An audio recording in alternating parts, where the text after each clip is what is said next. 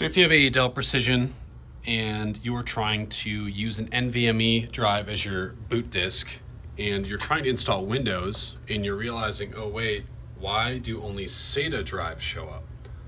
So to get Windows to install on a NVMe drive in one of these Dell Precision units, you have to grab the Intel boot driver from Dell's website and actually put it on a flash drive and manually load it. So the driver is called Intel Volume Management Device NVMe RAID Controller.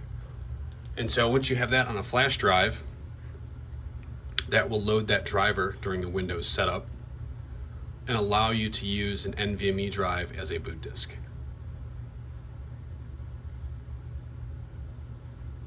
So as we saw before, it only showed the SATA storage, which is a 512. Now we see drive 3, which is the NVMe drive.